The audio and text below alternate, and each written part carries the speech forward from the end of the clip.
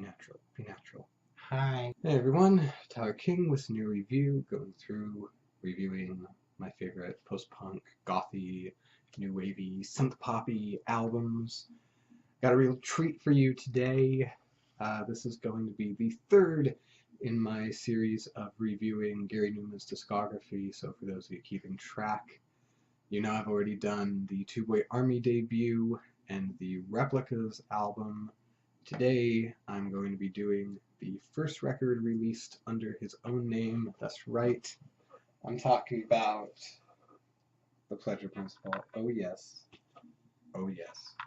This is a record that I hold very near and dear to my heart. This was the album that made me a Gary Numan fan. It was the first album of his that I'd ever heard. And kind of an aside just before I jump into the album review.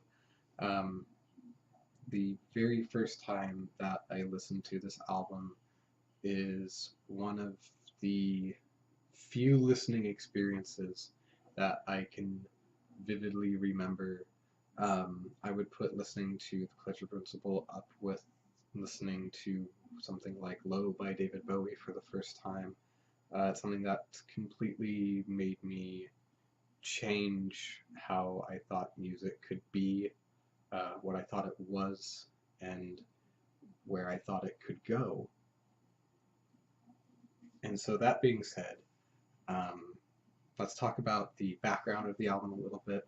So this really is going to be the first Gary Numan record that features some of the members of his band that are kind of referred to as the classic Gary Numan band lineup.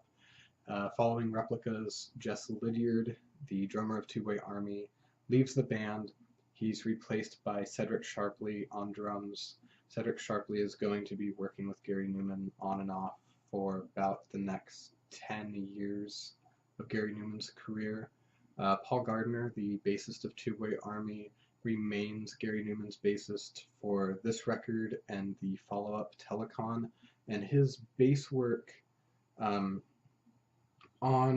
the first Two Boy Army record, it just kind of sounds like any other bass player, but starting with the previous record, Replicas, he really comes into his own, and he has this really distinct, almost kind of funky, borderline funky bass playing. It's not quite on the level that something like you would find on a James Brown record, but it does add to this really deep groove that is going to be found on the next couple of Numan releases.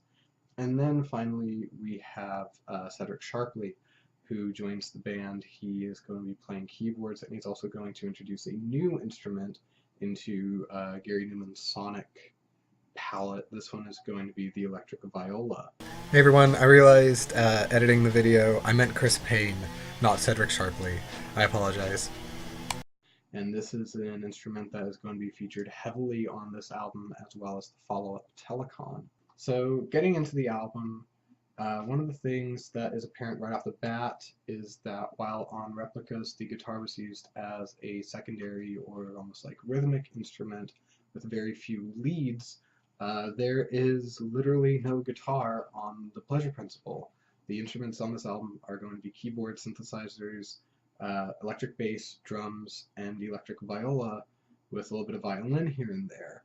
Part of the reason for that is Gary Numan is basically written off by the press, saying that he is writing synthetic music and he's taking jobs away from actual musicians. So Gary's reaction is pretty much saying, all right, well, if you hate that, you know, I'm making music that doesn't have guitars, even though it really does have guitars, I'll just make an album that doesn't have any fucking guitars. And that's The Pleasure Principle. And another thing about this album, and I'm just going to show you guys the cover one more time, just in case you're unfamiliar with it, is that there are few records in the world that I think the album artwork perfectly encapsulates what the tone is on this album.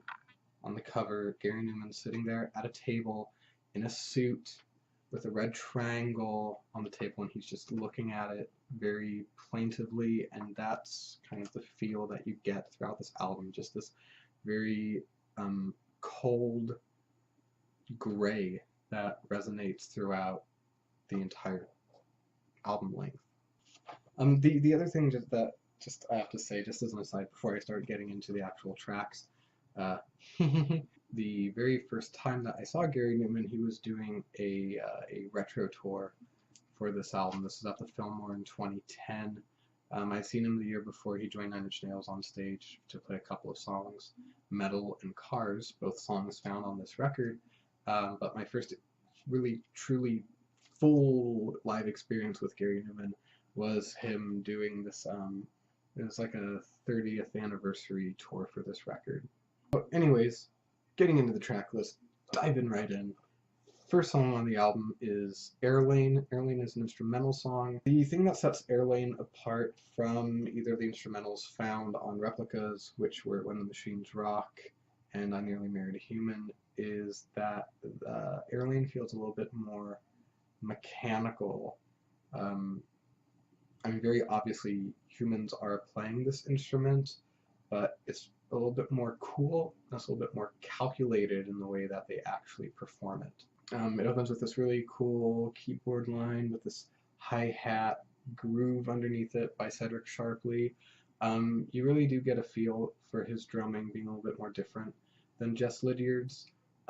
Cedric has a little bit more interesting fills throughout the album, namely on the song Films, and his playing complements where Gary musically is going on this album. Just for lack of a better term, he's more of a punk rock drummer. Cedric Sharpley's drumming, though, it really fits perfectly with the other instrumentation and the feel that this album, The Pleasure Principle, is going for. Air Lane just kind of keeps going and going and going. It becomes this kind of like full band, almost like robot-y jam session before it comes to a head. And then we're pretty much put straight into the second song on this album, which is Metal. Metal is one of Gary Numan's more popular songs. He has said before that he wishes he had released it as a single, and I think that it would have worked perfectly as a single. You get this kind of distorted keyboard playing the beginning before Cedric plays this really short, sharp snare roll, and the rest of the band comes in. One of the things about this song in particular is that it has this really groovy bass line played by Paul Gardner.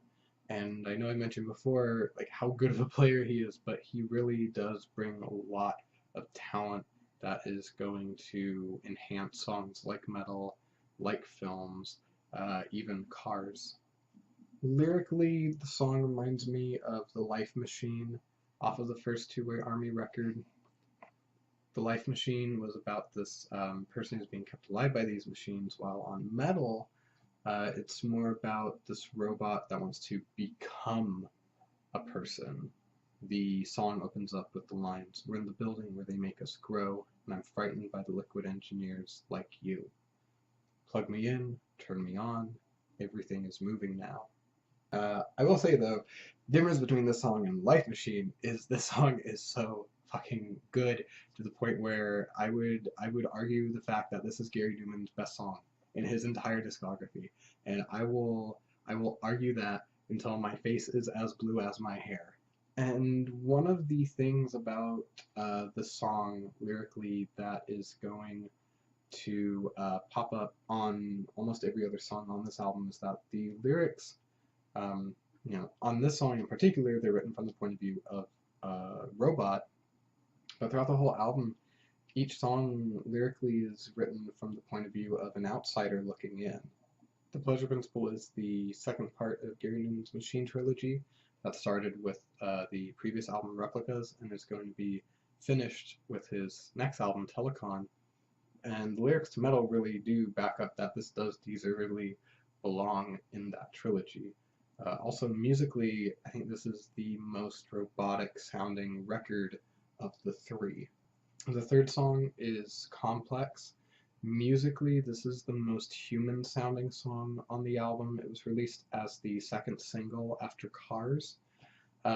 Did not really do too well in America, and that just kind of uh, helped Gary to get the one-hit wonder moniker that he's kind of never been able to escape, at least over here in America. The song is really the first ballad that Gary Numan has written. Um, Musically, it's this very delicate sounding song. Um, the main instruments being this really delicate piano line, this viola that kind of helps to sweep the song along, and this just driving, locked in um, grooved percussion by Cedric Sharpley. And the whole thing is very gentle sounding, it's very moving. The lyrics kind of refer to the psychological complex, which, you know, complex is the title of the song. It's kind of paranoid, not to the extreme that was found on a lot of lyrics on Gary Numan's Replicas album, but it's almost like it could be seen as someone famous, like on the outside looking in kind of thing. A lot of fans really do love this song, and I really like this song, but I feel like its placement in the track listing is a little bit weird, especially because it's put between two of my favorite songs on the album, Metal and the fourth song, which is Films. Musically, this is the most aggressive song on the album. It's built around this drum roll by Cedric Sharpley and this really just like driving, menacing, sinister bass line by Paul Gardner. Lyrically, it's not really futuristic themed. Um, like a lot of songs by Gary Numan at the time, I kind of see it more about just like general disdain in something. This one in particular, I feel is about like perfection, like how everyone has this ideal of perfection, but they never really meet it. And instrumentally, one of the things on this song is these really distorted snares that come in. They're featured a little bit on Metal, and they're going to be featured on a few more songs on this record. And the really funny thing about it is that Gary Numan live at the time, um, one of his live members, Russell Bell, who would join the band for the follow-up Telecon, he has these electronic drum pads that he's just hitting with his stick for this really funny like distorted snare sound, and just like seeing this guy just going back and forth just hitting these drum pads, for me at least, I think it's really funny. Live, this is one of Gary Numan's more popular songs. He plays it very often, and for a good reason. Musically, this is probably my favorite song on the album. The next song is called Me. It opens up with just this really distorted, like big riffy keyboard line that comes in. The lyrics are a little bit kind of like Metal's. In this instance, they're about this machine that's left on Earth. It's the last machine on Earth. It's the last cognizant being that's still alive. There's this really stellar bridge of the song that features a viola lead by Chris Payne, and it's really a highlight of the album, as well as the outro of the song. Towards the end of the song, the last verse opens up with Gary saying, "Why should I try? Why should I care?" And there's this really beautiful violin being played behind that. And then there's just this 2-minute outro, and it doesn't get much better than that, folks. Side B opens up with Tracks, which is going to be one of Gary Numan's more popular live songs for the first, I'd say, 10 years of his career. It opens up with this really delicate, fragile piano line, Gary Numan asking, "Where are the tracks? Where are the lines? Where are the tracks, dear? Where's the time?" Before Ced's drumming really helps to pull the song together, and keep it driving into the future. The lyrics on here are some of the more impressionistic ones. The kind of oblique, not really making much sense lyrics of the first Two Way Army record are pretty much going to be obliterated by the follow-up Telecon. This really, at least lyrically, this is kind of the last shred that you get of like not really knowing exactly what Gary Numan is singing about. Musically, though, it's probably the most fun. I mean, on a song like Air Lane, it just kind of feels like the band is just kind of like methodically going through the motions, but on tracks you really feel like the band is having fun, and musically it is a really fun song. Billy Currie makes his first appearance on this album playing this really too short violin outro over Gary's delicate piano playing. I really wish that the violin was in the song a lot longer, because just having it in for the last like 20-30 seconds, it really makes you wish that the song didn't fade out like it does. Just a little bit more violin, come on. The next song, Observer, has the same kind of sonic palette and instrumentation that Me does. It's just not as memorable. And I would go so far as to say this is, at least for me, this is the least memorable song on the album. And there's some clever drum parts by Sharpley that kind of stand out, but there's not really much about the song that keeps me interested. And then you get the next song, the 8th song on the album, Conversation, which I'm pretty sure is still Gary Numan's longest song, clocks in at just over 7.5 minutes. This really, it's almost kind of this cute sounding keyboard that kind of permeates throughout the song. It's got this really deep rumbling bass line and this really cool like start-stop rhythmic bit that's going on by Cedric Sharpley. Lyrically, it seems to be about kind of like misplaced idol worship. The line, "And we are not gods, we are not men, we are not making claims, we are only boys." That comes immediately to mind. And then later in the song, he says a line, "And you are not regular." And I almost feel like that could either be Gary Numan singing to his fans, saying like, yes, you are strange, but there's nothing wrong with that. Or it could be from the point of view of a fan to Gary Numan saying like, yes, I'm not regular, but neither are you, which is why I'm a fan, which is why your music speaks to me. Chris Payne has another viola solo kind of about halfway through the song. It's way too short because he's so good. And then Billy Currie's final appearance on the album. He's playing for the last couple of minutes on the song, and for the last bit of Gary Numan repeating, "My conversation, my conversation, my conversation, my conversation."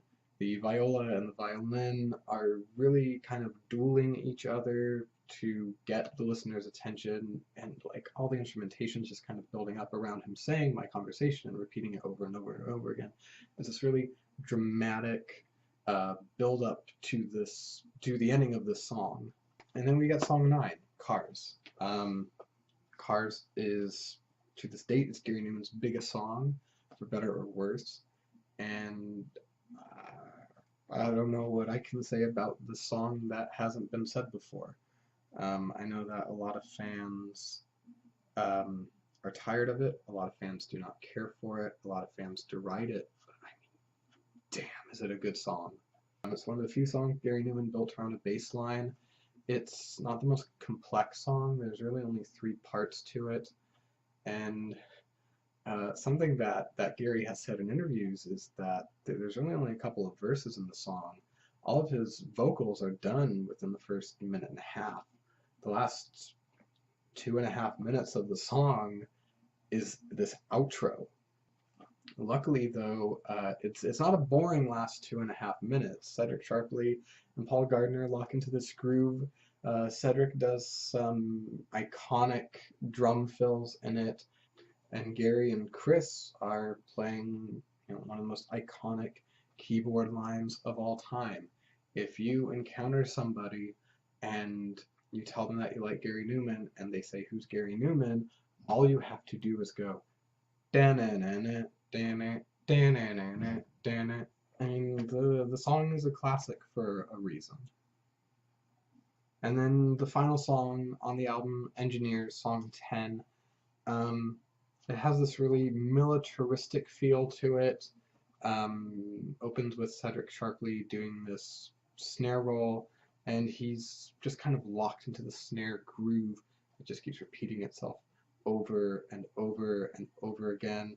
And when the instrumentation does come in, there's very little variation on it. It's almost the same 4 or 8 bars repeated ad nauseum until the song comes to an end.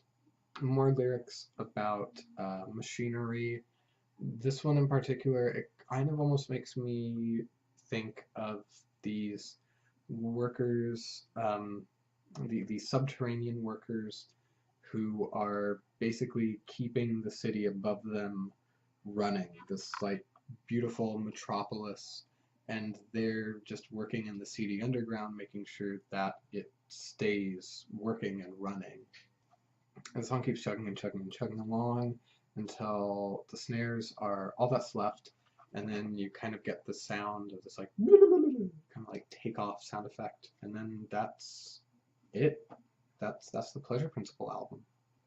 The production this time around is even more polished than on the predecessor replicas, and each player really gets his moment to shine, whether it be Gary, Chris, Paul, or Ced.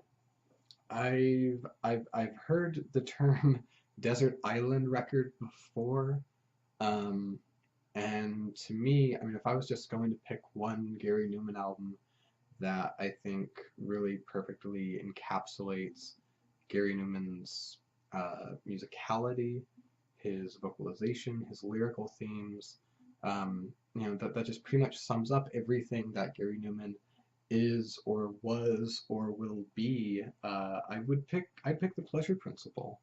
I would very easily put this in my top 5 albums ever made. Every time I listen to this record, I mean, it doesn't matter if I'm feeling happy or if I'm feeling sad or however I'm feeling, I always am able to find something in this album that wasn't there the last time that I heard it. And because of that, this is going to get my highest rating. This is a solid 10 out of 10 album. Picking favorites and least favorites on this one are so hard. Favorites would probably be metal, films, and then it would probably be a toss-up of me or Cars. And yes, I know Cars has been done to death, but to me, I think it's a really great song. And it doesn't matter if the fans don't like it. I do, and I'm a fan. So there you go. Least favorite songs would probably be Observer, Engineers, and I know that everyone else is going to hate me for saying this, but it's probably going to be Complex. Yeah, I prefer the instrumental opener to Complex. Sorry. So that's my review of the Pleasure Principle. Do you agree? Do you disagree? Do you love the Pleasure Principle? Do you hate the Pleasure Principle? What's your favorite song? What's your least favorite song? Does this album bring you back to any specific point in time? Do you think that I did a good review? Do you think I did a bad review? Please leave your comments in the message box below. I should say the comment box, but leave them in whatever box it is below. And I am going to do my darndest to get my review of Telecon up next. So this is Tyler King, NuReview, Gary Numan. Yeah, 10 out of 10.